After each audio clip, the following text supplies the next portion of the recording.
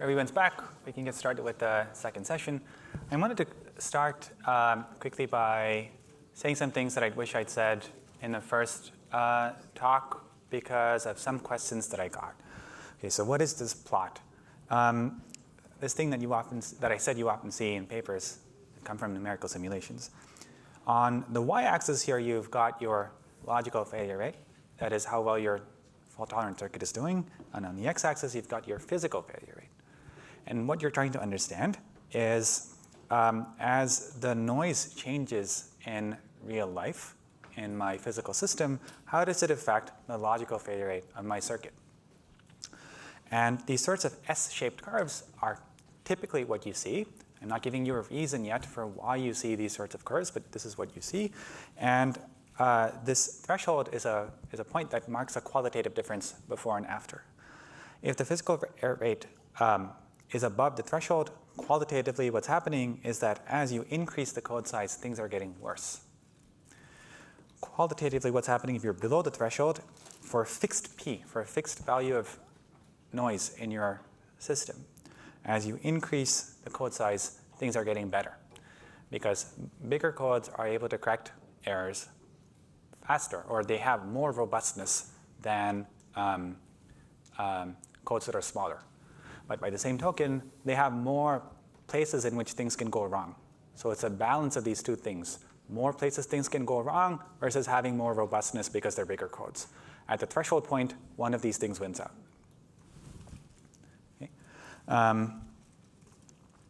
Okay, so the other thing that I wish I said is here when we were discussing decoding algorithms, I mentioned that we're correcting Z-type. What's going on? That we're correcting Z-type errors. And you might ask why only Z-type errors. You can correct X and Z-type errors, but in the CSS code, the X stabilizers are responsible for correcting Z errors. The Z stabilizers, the faces, are responsible for correcting X errors. And together, you can use them to correct any type of poly error because these then generate the set of all poly errors. Okay? So what you're going to be doing when you're running a decoding algorithm is running both of these in parallel. On the one hand, you have these chains for the X-type stabilizers and their flags. And then in parallel, you're going to have Z-type flags that are telling you they're unhappy. And so you're going to be running two decoding algorithms simultaneously. Okay? And these can even talk to each other. Maybe you have correlated types of errors where one happens because of another. Maybe an X happens when a Z happens, but not the other way around. So you want maybe these decoding algorithms to talk to each other. So you can have much more complicated types of things happening, but you'll have to run some form of decoding for both. Okay. And we also talked about bias. I only had an L by L lattice here. You can make one side much longer than the other, and what that might allow you to do is focus on correcting one type of error more than the other. Okay, okay, so onward. And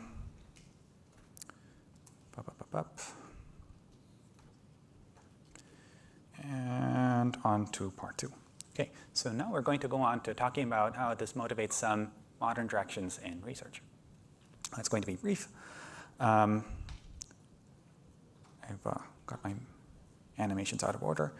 But quick review, what do we say the threshold theorem guarantees? The threshold theorem says that if your physical rate is below this magic point, below the threshold, then you can correct errors faster than they occur. You achieve a logical failure rate P. And in the context of a memory, there's really no depth we're concerned with because you're not doing anything. It's just the identity operation. So the real parameter that matters here is the width. How much more physical cost do you have for a given input physical cost? Okay, so in this setting, we're going to notice that the trade-off between the fault-tolerant width W hat and the original width W, these are code-dependent statements. Why is that? So consider this ratio W hat over W, and sometimes this is referred to as the space overhead. It's the amount of the factor by which you're paying more in space.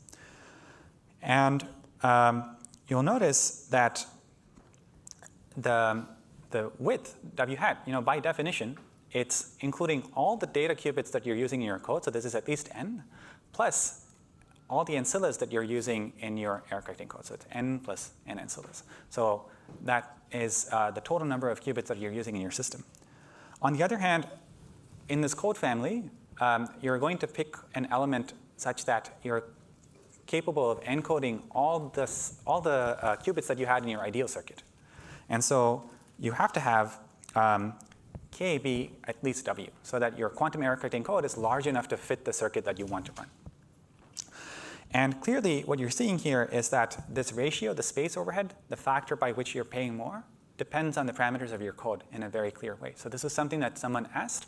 How does the code affect the efficiency of your fault-tolerant circuit? And this is where it shows up.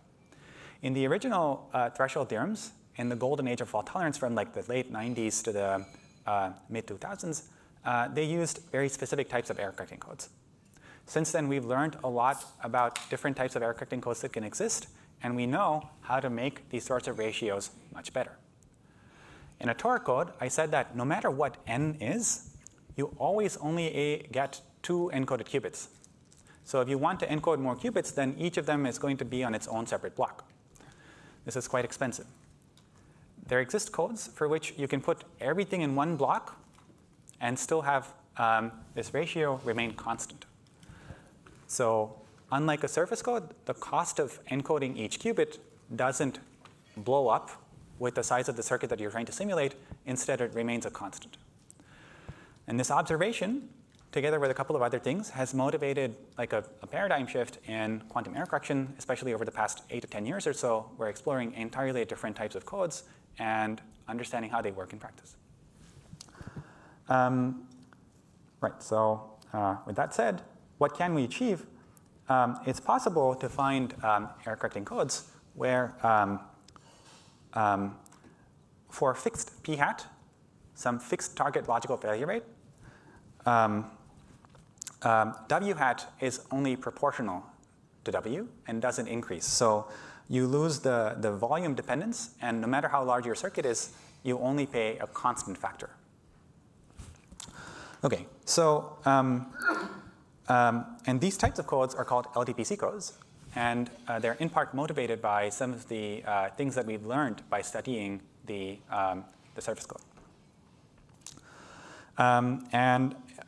These observations were made a little over 10 years ago in a series of papers, one by Kovalov and Priatko, and later by Gottesman, where they advertised that if you were to use this class of codes called LDPC codes, and I'll tell you what that means in a sec, but these LDPC codes could have major benefits, certainly for constructing quantum memories, and sometimes also for constructing fault-tolerant quantum circuits.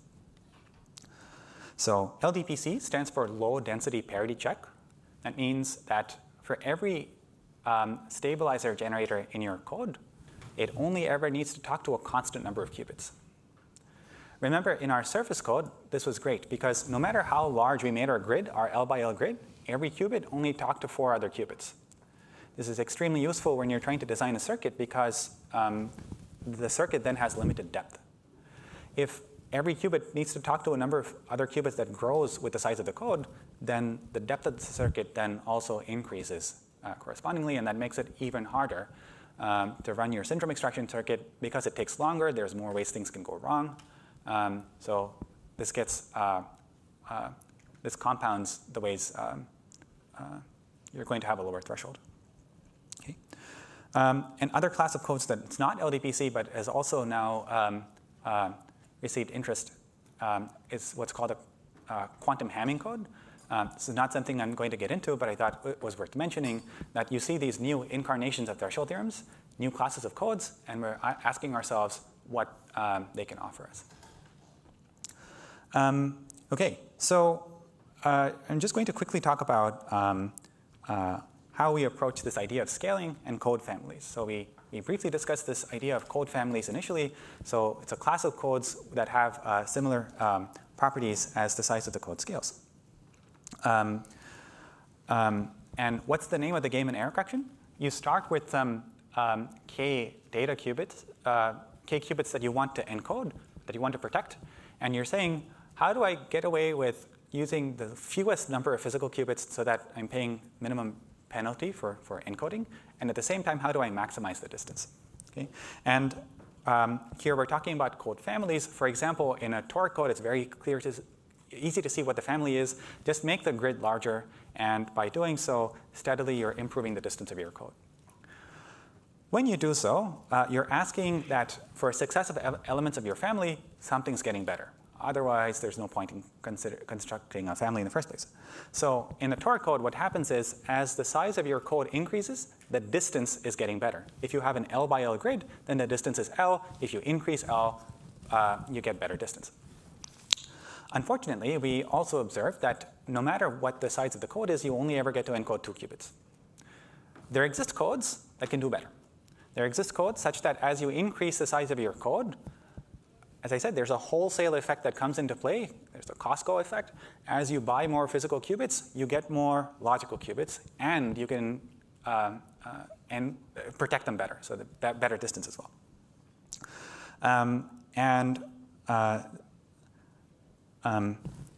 These are still asymptotic guarantees, so I just wanted to remind you that merely because they exist doesn't mean they're good in practice. But here's a rough idea for how things might scale. In the first instance, we consider something that's akin to the surface code or the Tor code, where you have a single logical qubit for all n, but the distance of your code scales in proportion to square root n. So ultimately, if I want to encode w squared, if I want to encode w qubits, I'm going to need w squared physical qubits to achieve a distance of square root w. Right? Whereas if I had a code which had constant rate, meaning k is proportional to n. The larger I make my code, the more logical qubits I'm able to encode. And simultaneously, I'm able to protect them just as well as the surface code. Then I'm doing much better, because I'm only going to have to pay w qubits rather than w squared qubits to construct this code. And this could mean significant differences, orders of magnitude difference as w grows large. And simultaneously, I'm able to protect my qubits just as well as I could in the surface code case. OK, so the rate and distance are not everything, right? As we've briefly touched upon in the last talk, there's a lot of things that go into understanding when, where, and how you're going to use an error correcting code. For example, how do you construct a syndrome extraction circuit? We noticed that for the class of Tor codes, or I promised that there exists an adaptation of the Tor code, which can be laid out in 2D. So it can be laid out on a tabletop. There exist many architectures where you cannot engineer long-range connections. So the surface code, or the Tor code, is going to be amenable to these types of restrictions. Second, we talked about how when every qubit only has to talk to a constant number of other qubits, it's easy to engineer good circuits. This is also true of the Tor code, but we want to retain this property. So in an LDPC code, every qubit only talks to a constant number of qubits, but what we're going to see is that they're no longer immediate nearest neighbor in 2D. So they exist, and we're going to have to do a little more work to construct good syndrome extraction circuits. Right, and so there's this motivation for considering sparse codes, and why they make constructions of circuits more feasible. And we also talked about other things that are important for an error correcting code. It has to be endowed with a decoding algorithm for it to be usable in practice. This decoding algorithm needs to be fast enough so that you're correcting errors faster than they occur. So it's not merely theoretical exercise. These need to work in practice. And again, the surface code, we now know, has real-time decoding algorithms. A lot of work has gone into fine-tuning the decoding algorithms for the Tor code. And unless LDPC codes can also compete on that front, they're not going to be practical. Okay? So these are all things that people are studying and are important for understanding what sorts of problems we're dealing with currently. Okay? So let's start with the first one. That was just like a high-level overview of the sorts of things that I'm going to be talking about. Let's start with the first one, geometric constraints and how to construct a syndrome extraction circuit. So ideally, what you would like is a local code, for example, in 2 dimensions. Right? So every qubit that's involved in this sort of gadget that I demonstrated earlier is only going to be involved sorry, the animations here are out of order.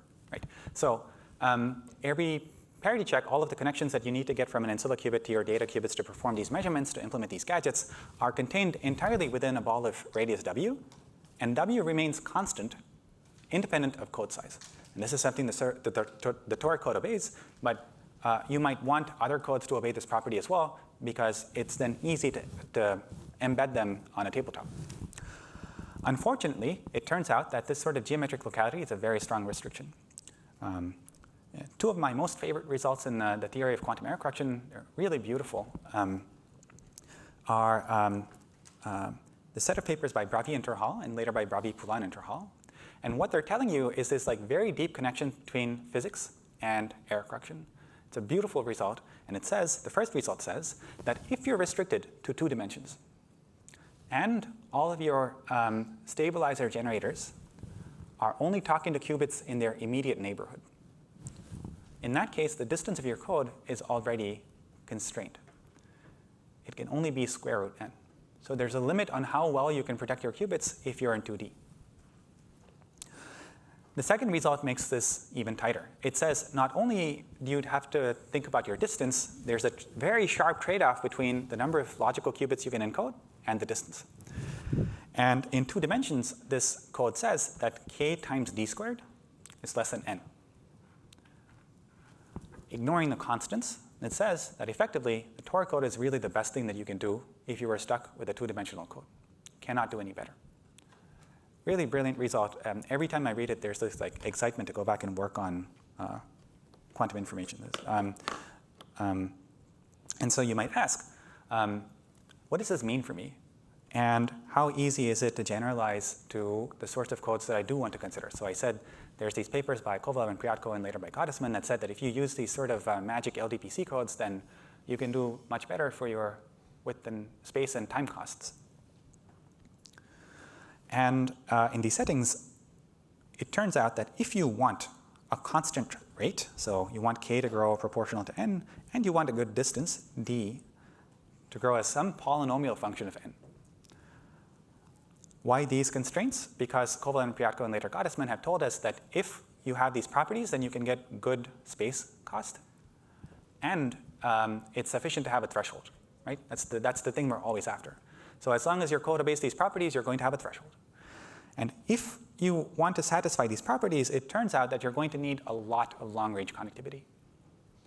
Why do I say this? I say this because initially, the community was wondering whether or not you could start with something that was mostly local, maybe something like a surface code or a Tor code that's already something that everyone's working towards.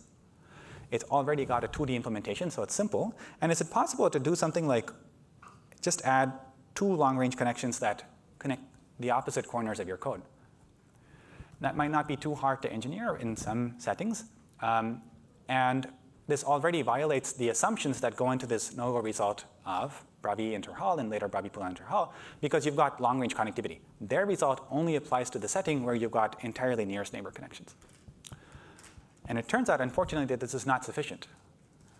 You cannot make very few modifications to a code and promote it to a good code.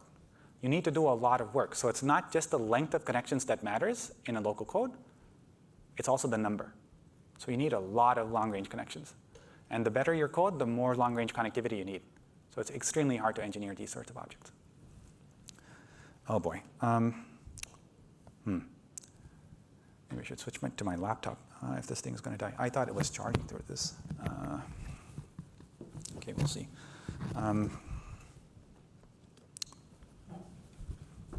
Sorry, give me 1 second.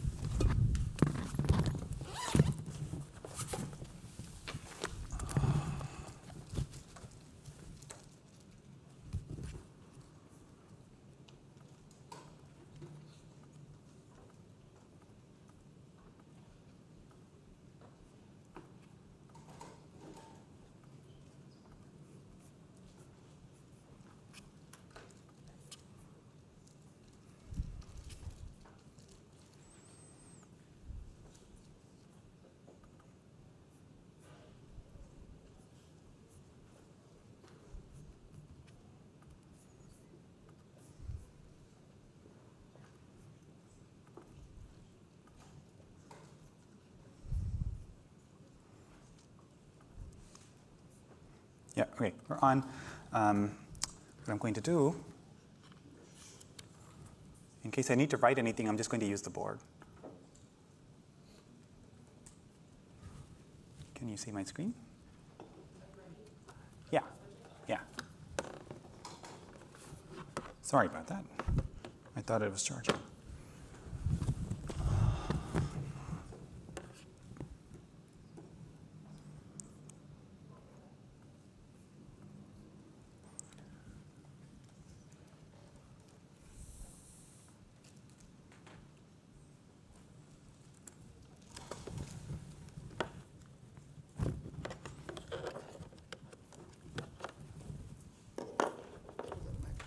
Yeah. Oh, there you go. Oh. Yeah, that was that part. All right, great. If you want to do the extended desktop. Yeah, there we go. Okay, great. So yeah, part 2, modern directions. Great. So the stuff we've covered. I'm going to jump ahead. Great. So what were we saying? We were saying that if you want to engineer these sorts of codes that are good, that have good rate and good distance, then you're not going to be able to make them work if your physical setup doesn't allow for a lot of long-range connectivity. And furthermore, this long-range connectivity has to happen in parallel. While these 2 qubits that are far apart are talking to each other, at the same time, you need to be able to get those 2 qubits that are far apart to talk to each other. And I'm not sure that all physical implementations will be able to support these sorts of connections. But it might not be an all or nothing thing.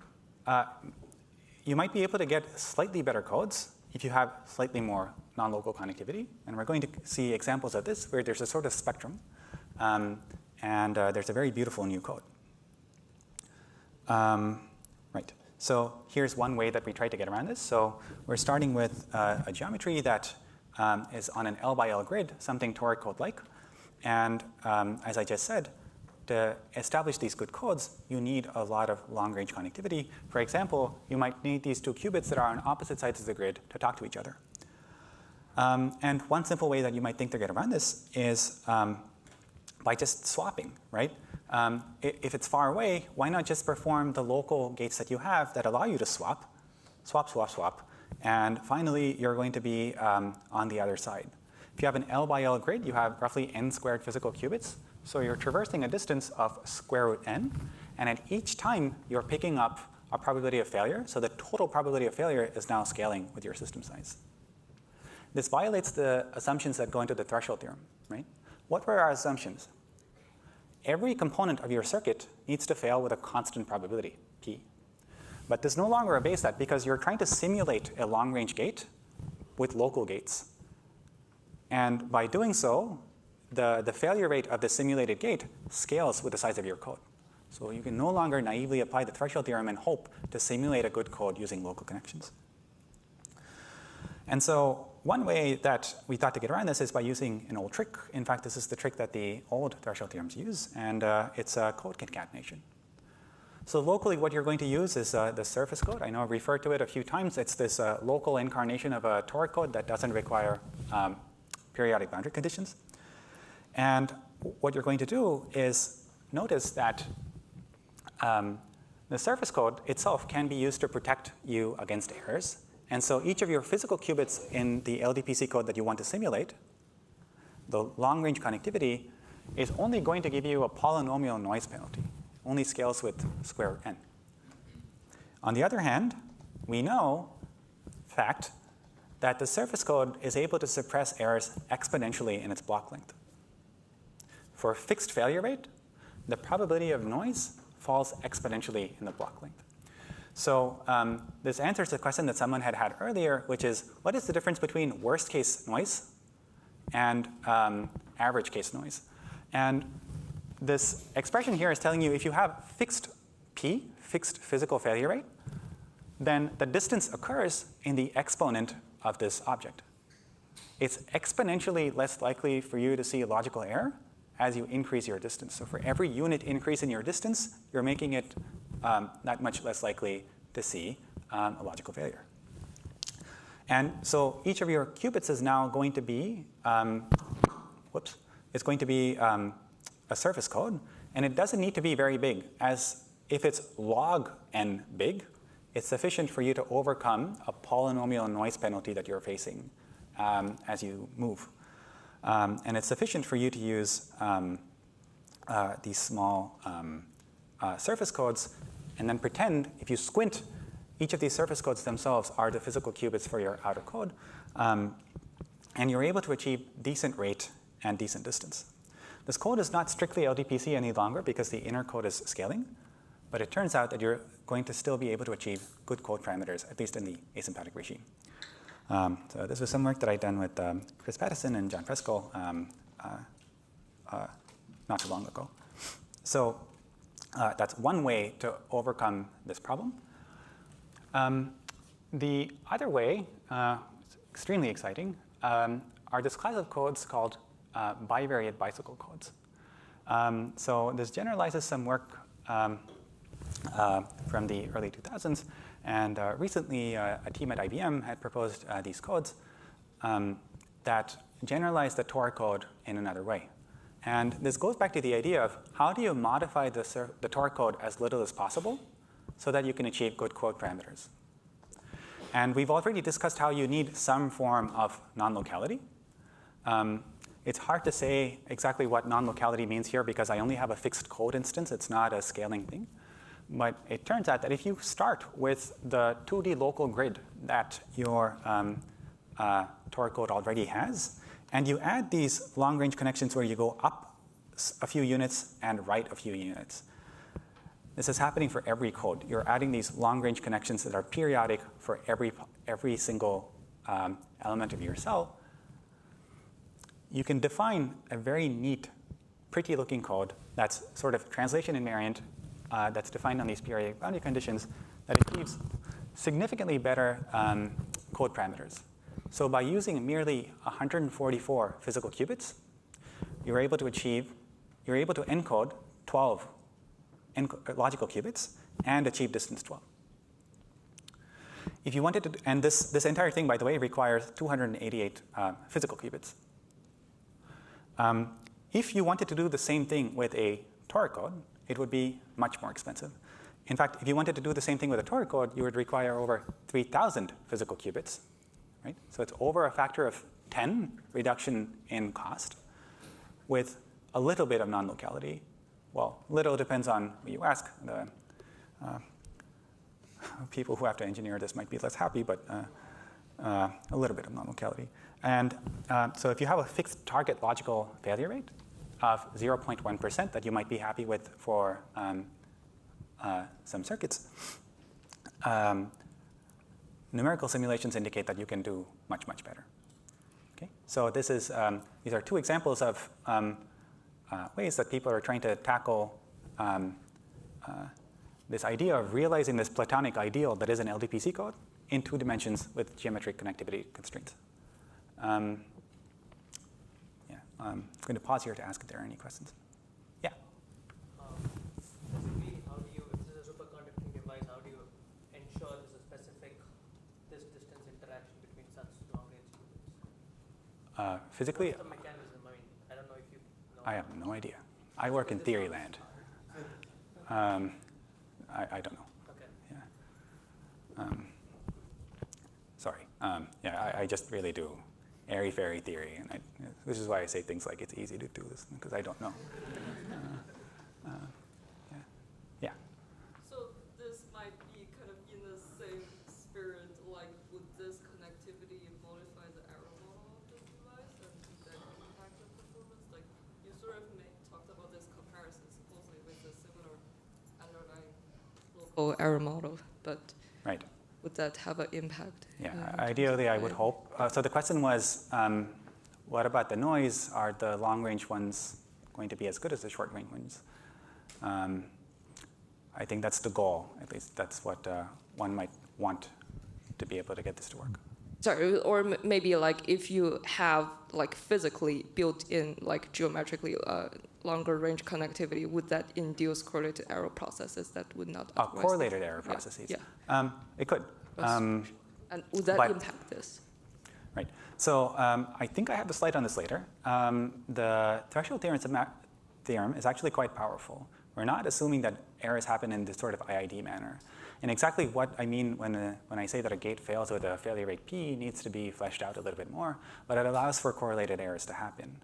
So we are expecting correlated errors to happen, and our decoding algorithms are going to be tuned to deal with these sorts of things. And this might induce different types of correlated errors, but we're going to be ready for them. Thanks.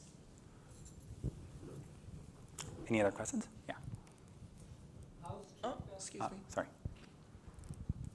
How strict are the periodic boundary conditions? Like if we drop some of them, does Cray change by 1/4 or half? I don't know that you can drop the periodic boundary conditions as easily. I don't know. Yeah. So this can still simulate T rates and some other rates as well? Sorry? This can still simulate like the universal rate set. So, as I said at the outset, for now we're only talking about memories. I just want to put information in, take it out later. I'm going to get to logical gates in a second. Okay. And when we do, we can return to these sorts of questions. But for now, I'm not concerned with gates at all, just putting it in, taking it out. Thank you. So is it true, like in general, so this is like a weight 6 code, but if we look for codes which are like higher dimensional weight, like say 8 or something, would that give like a better performance? Like is this statement true in general? It could. And we also have examples of codes that do. But as you increase the degree of your qubits, and the degree is the number of qubits that other qubits that a given qubit needs to talk to, you might be making it worse and harder to engineer. Thank you. Yeah. So we want these constants to be small. Exactly what the constants are, I think, depends on what's feasible today. But yes, there exist examples of codes getting better as you increase the degree, but you don't want that to happen. Any other questions? You'll notice, again, that the degree here is larger than that for the toric code, right? Like in the toric code, every qubit only talks to 4. Here it talks to 6. It talks to up, down, left, right, and that other neighbor far away this way, and another neighbor far away backwards. Okay.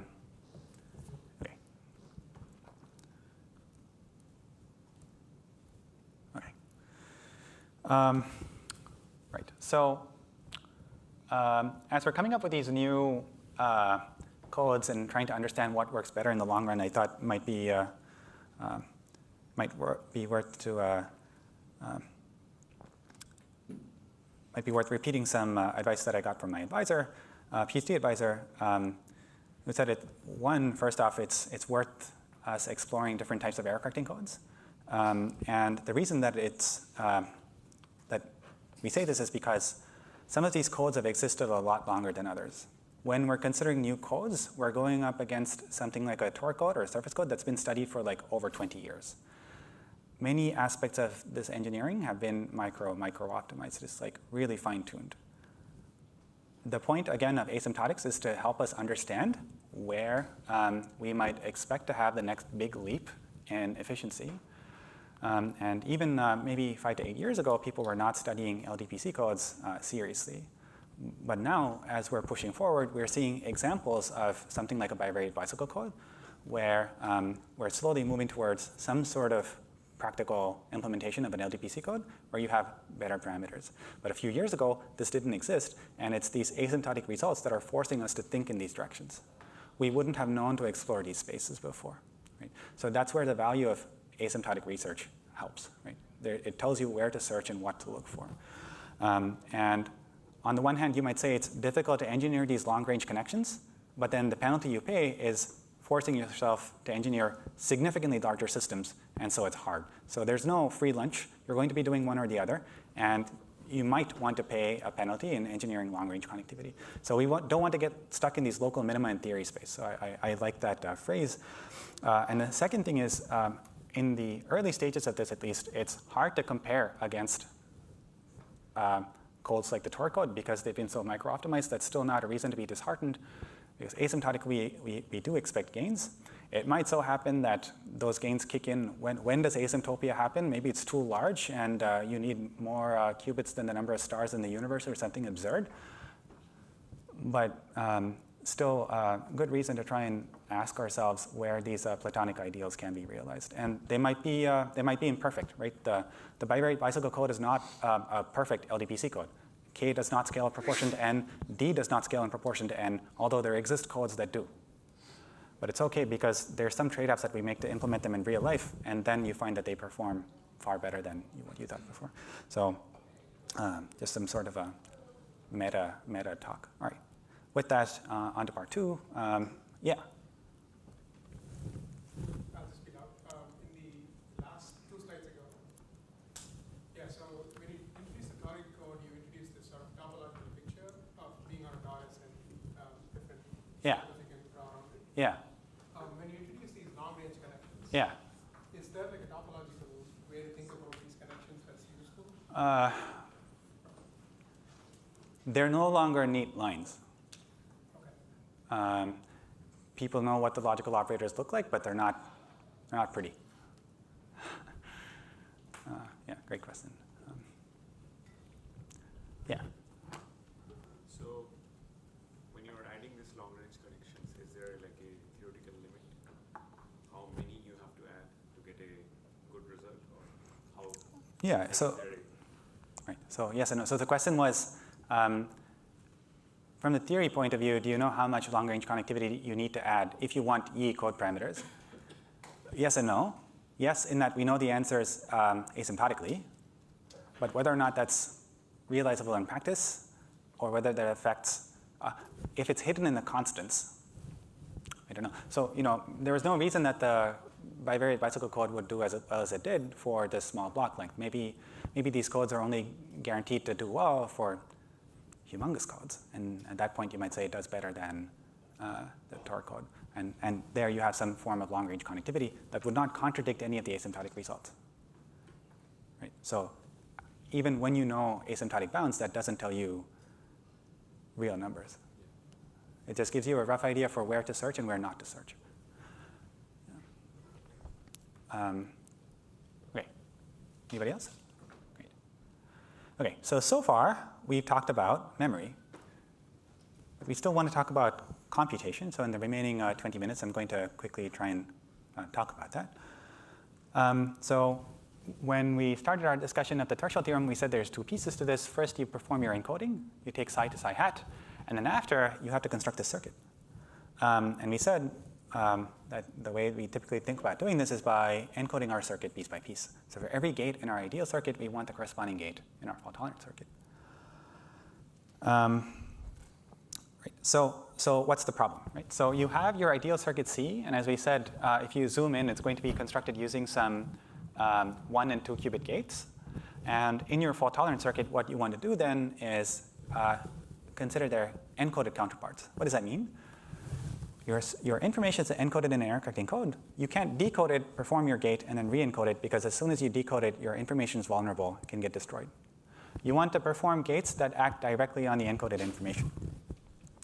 And unfortunately, this is hard because not all circuits to perform logical gates are nice. In other words, circuits can spread errors. We've seen this idea of one error on 1 qubit spreading to multiple other qubits. And if your logical operations are not pretty, then you're going to spread to too many other physical qubits, and then there goes fault tolerance.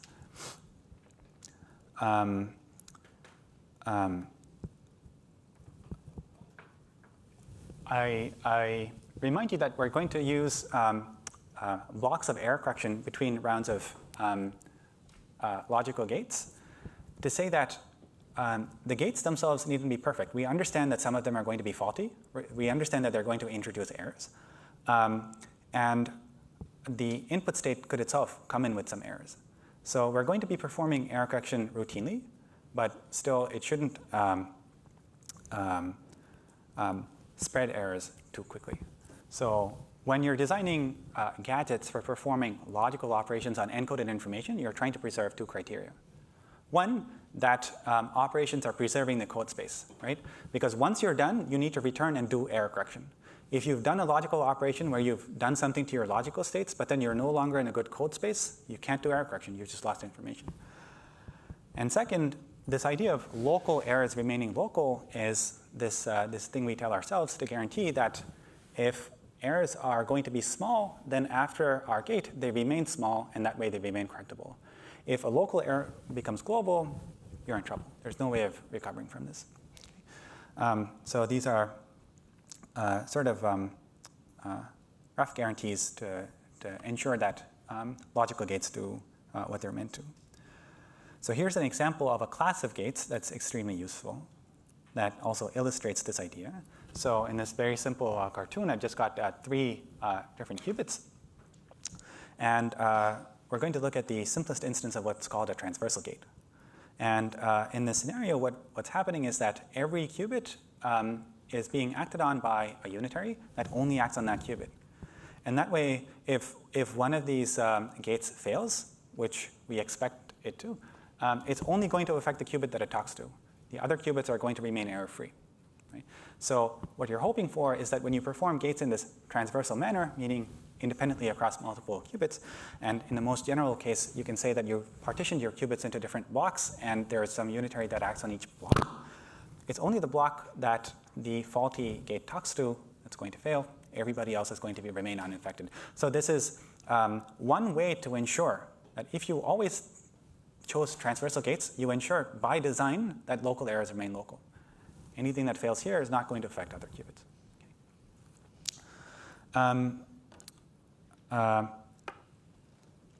Here's some rules also that I wanted to go over and talk about some sets of gates that are useful in quantum error correction more so than others. One of the other reasons that stabilizer states are useful, we motivated this by talking about what you want to do in terms of a circuit. But one of the ways that stabilizer states are useful is because you're only using roughly O of n things to represent a 2 to the n qubit, an n qubit state, which requires 2 to the n parameters to specify. Right? So there are a class of states where you can use potentially exponentially fewer things than you might have had to otherwise. So stabilizer states in this sense are efficient. And what you'd like to do is ensure that as you're transforming or performing logical operations on your code, it maps from this efficient representation to another efficient representation so that you can continue being efficient. And so how might this work? If you were to consider a unitary U that mapped psi, some stabilizer state, it's part of a stabilizer code, and it maps to psi U, so you've multiplied by a unitary. And if initially it's a stabilizer state of stabilizer S, then afterward it's going to be a stabilizer state of S times U. And S times U is this operator that's U as U dagger. And you'd like to guarantee that S also belongs to the poly group and has all of these wonderful properties. It belongs to the stabilizer group, only commutes or anti-commutes, and all of these things that help you design circuits easily. And the way that you do this is by asking that the set of unitaries U belong to what's called the Clifford group. The Clifford group is the set of operators, the set of unitaries that maps polys to polys. And so these set of unitary operators have a distinct space in theory land because they're special. They help us preserve this efficient representation. And they're generated by there's a few different ways that you can pick generators for the Clifford group, and one of them is the Hadamard gate, the phase gate, and the C-naught, where the C-naught is between any pair of qubits that you might have in your circuit, the Hadamard on each qubit separately, and the phase gate on each qubit separately. If you were to look at circuit diagrams and ask how people actually visualize this process, so as I said here, the thing that you're after is this transformation of a poly after it's been acted on by a unitary. Often you're going to see this shorthand. People are going to say P flows into Q after this unitary U. And what that means is that if you did U, P, U dagger, you get Q. And here's some simple examples. If you apply Z and pass it through a circuit that does H, afterwards it's going to be an X. this is something that we've sort of seen before, where if you have an X on the control, if you have an X-type operator before a C0 on the control of a C0, then it's going to flow into two X's. Where have we seen this before? We talked earlier about errors on ancillas when you're constructing your syndrome extraction circuits, errors on ancillas flowing to multiple data qubits. And this could happen, right? What is happening is that an error on one location or a poly X on one location now flows into multiple qubits, right? So this is the shorthand we say something flows, but really what you mean is that when you conjugate by this unitary, you know what the stabilizer is, right? So if you're given a stabilizer representation before, you can compute the stabilizer representation after. Or really, if you're given a poly before, you can compute the poly after. And this applies to both the stabilizers as well as any errors that might be affecting it if they're poly in nature. And if you were to then tack on encoded T gates, this would allow you to perform universal computation on the encoded level. Okay. And here's a quick example of such a gate, of a transversal gate that allows you to perform a transversal implementation of a logical Clifford. Okay? So what you're going to do is pick two copies of your Tor code. And for every physical qubit, you're going to find its counterpart in the second code and perform a C0. So across one layer, do the same thing in the next layer, same thing in the next layer. Now we've connected all the vertical qubits to the vertical qubits. And now you're going to go ahead and do the same thing for the horizontal qubits. And really, this is a simple transversal operation. It's not on single qubit like I had in the original simple example anymore, but it's a partition where a unitary only acts on a set of two qubits and doesn't talk to anybody else. And this is great. And in fact, this logical C0, this transversal physical C0 does a logical C0 between the corresponding qubits, encoded qubits in your Tor code.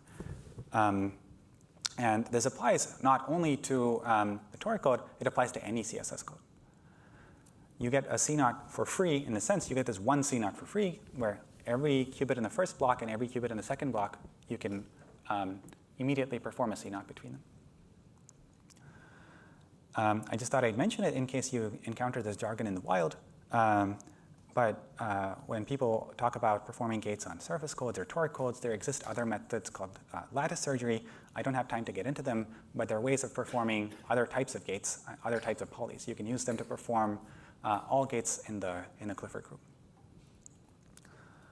Right, and yeah, I just wanted to remind you here that in doing this, you're always going to map from a state where you can correct errors to a state that you can correct errors. The most general type of transformation is where you map a code from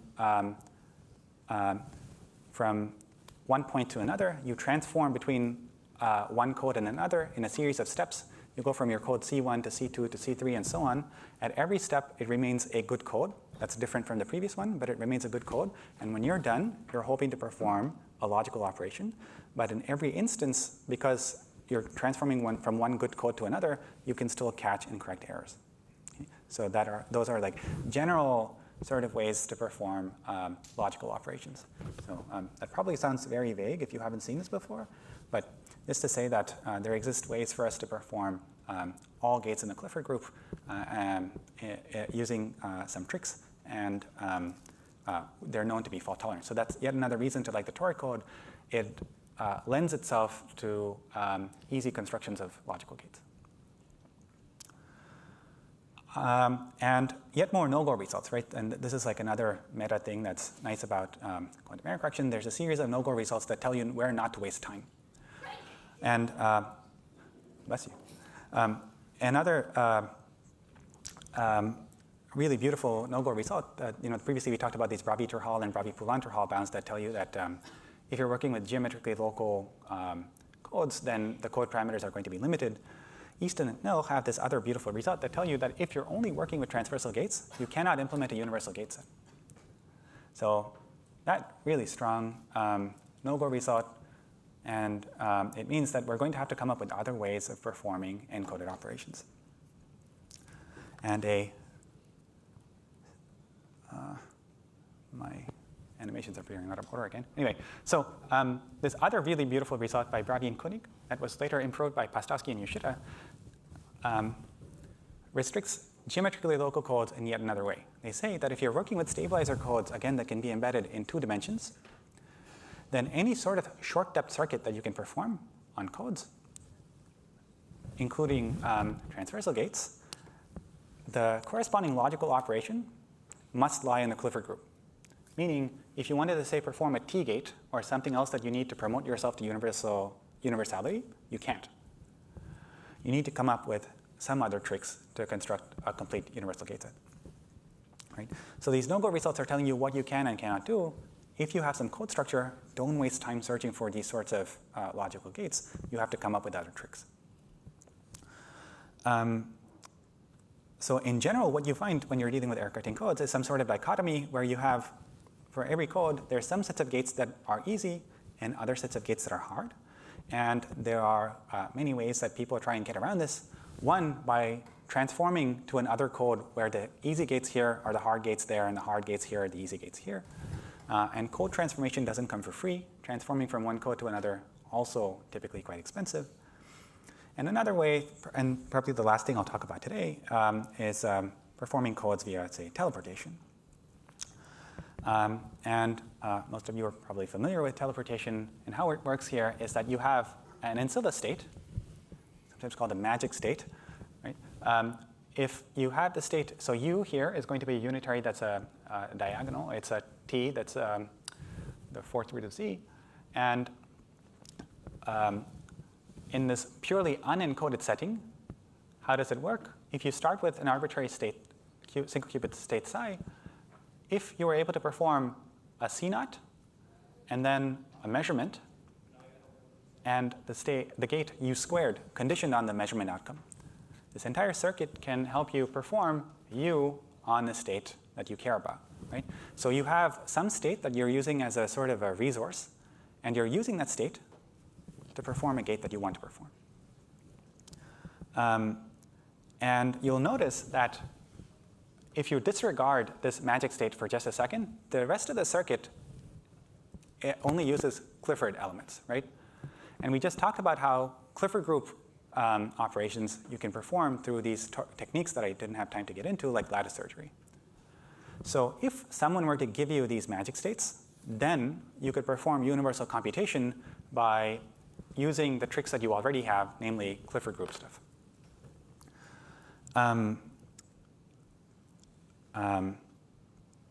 There are a few disadvantages with this setup. I will get into them. I think I might just pass on these. But what this then means is that you might have different computers, right? One is the main computer where your computation is happening and where you can perform Clifford gates easily. And another sort of factory where these magic states are being produced. They're being produced they are agnostic to what computation is happening on your real computer. Their only job is to produce T states. So they're going to keep doing this, and then once they're good enough, once they have sufficiently low error rate, you can bring them over to your main computer and teleport them in to perform your T gates. So this is one way to overcome this dichotomy where you have easy gates and hard gates. You split your process of computation into two codes. One code does Clifford stuff. The other code is responsible for producing your magic states. Okay? So this is a way to break down this dichotomy that we find when trying to design logical gates. And that's it. So just to quickly go over what we covered, we use the threshold theorem as a lens to try and understand fault-tolerant quantum computation, and then we understood the different components that go into it. Right? We know that it's possible to achieve an arbitrarily low failure rate epsilon. Should have called this p hat, as I was calling this before, without too much space and time overhead. Right? These are the factor penalties that you pay in jumping from W to W hat or D to D hat. And there was also some meta results that we were trying to convey, the existence of asymptotic results and their limitations, using them as guiding principles, when to take them seriously and when to know that there's more work to do before you know they're useful. The value of numerical simulations, tailoring your codes to specific noise, all of these things are extremely important in code design. We also talked about some modern research directions like quantum LDPC codes and bivariate bicycle codes that are sort of using the store code as a jumping off point to design significantly more efficient quantum error correcting codes. And finally, very briefly, we talked about logical gates how some of them can be performed in a manner that's obviously fault tolerant, but that those sorts of gates that are obviously fault tolerant don't allow you to do everything, and so you need other tricks to come up with this, like using multiple codes to do multiple gates. And that's it. I had this extra slide. I will return to it if people are interested. This is about failure modes and thinking about correlated errors and all sorts of more general things that might happen. These are baked into the threshold theorems. They actually take into account that these sorts of more general things could happen, but in the interest of time, I will skip this. I just wanted to end by adding that IBM has this program where for professional researchers as well as academics, there's this prestigious grant that's being offered for free time on the quantum IBM machine. So if you are awarded this grant, then you can use IBM machines to run scientific simulations, and they're looking for people with proposals for running interesting algorithms that might lead to the next breakthrough. So if you're interested in such a thing, or you want to talk to your advisor about it, then come talk to me after and talk about applications for this grant. Thank you.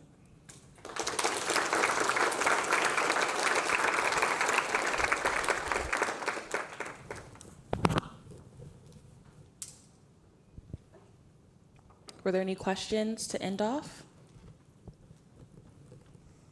Okay, not seeing any. I have a few quick announcements. Thank you to all of our speakers for today. Just a few reminders for you guys. Don't forget to join the Discord channel. You guys should have that.